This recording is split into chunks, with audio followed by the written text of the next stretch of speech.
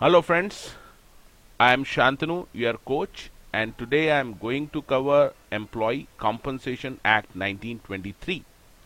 इस एक्ट का पुराना नाम है वर्कमैन कंपनसेशन एक्ट 1923। तो आपको कंफ्यूज होने की जरूरत नहीं है, ये दोनों एक ही एक्ट है। एम्प्लॉय कंपनसेशन इसका नया नाम है। All right, and today I am going to cover all the important aspect of this act which can be asked in the exams. First, we will see a little bit of introduction of this act. As you can see, the name of the act is Employee Compensation Act 1923. इसका पुराना नाम था workman compensation act 1923। तो काफी पुराना act है, 1923 में आया था। This act is applicable to whole of India, तो पूरे इंडिया में ये एक्सटेंड होता है including Jammu and Kashmir. And this is effective from the 1st of July 1924.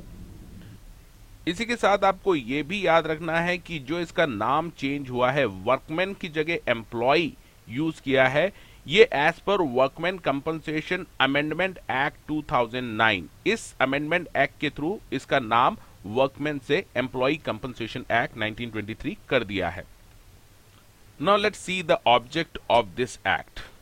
This act provides that employee who dies or suffers from disablement, चाहे वो disablement partial हो या total हो, due to accident is entitled to get compensation from the employer.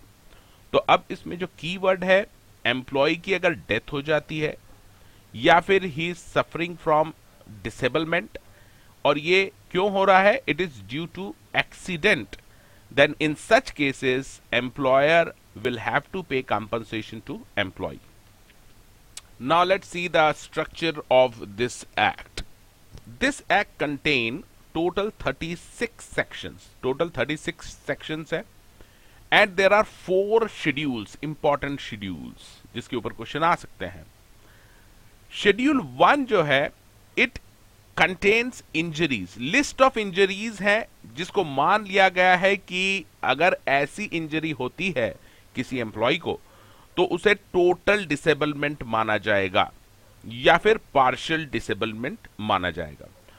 तो schedule 1 में 2 part है।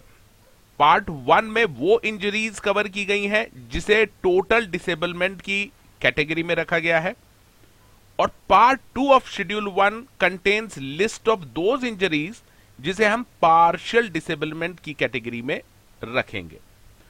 तो बहुत ही इंपॉर्टेंट शेड्यूल है शेड्यूल 1, लिस्ट ऑफ इंजरीज है।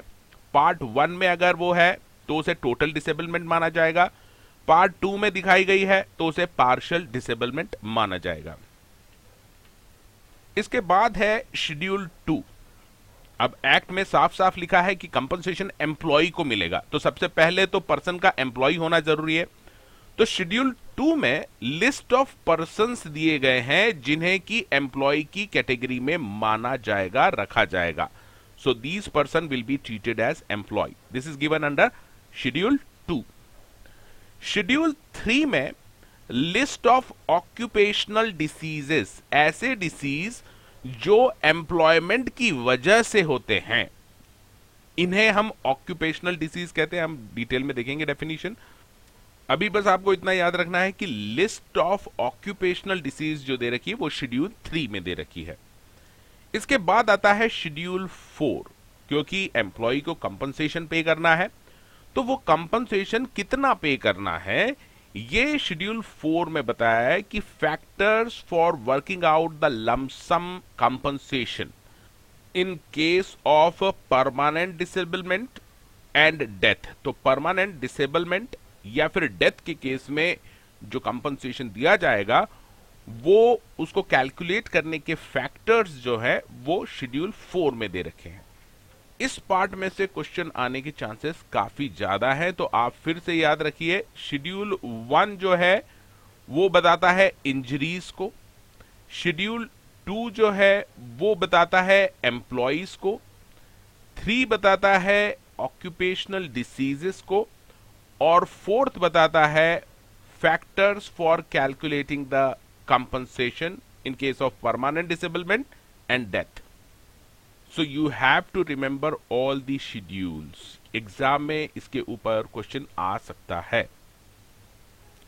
Now let's see the applicability of this act. This act is applicable to those factories, mine, transport, construction works, etc. तमाम चीजें सारी कवर कर ली हैं which are not covered by Employee State Insurance Act 1948. तो इसका मतलब उन सभी फैक्ट्रीज, माइंस एक्सेट्रा जहां पर एम्प्लॉय स्टेट इंश्योरेंस एक्ट नहीं लगता, वो सभी इस एक्ट में कवर्ड है। इसका मतलब employ covered under employ state insurance act 1948 is not entitled to get compensation under employ compensation act.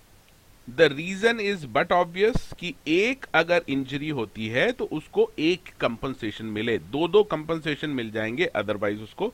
इसीलिए एम्प्लॉय स्टेट इंश्योरेंस एक्ट में अगर उसको कुछ मिल रहा है, so he will not get the compensation under Employee Compensation Act.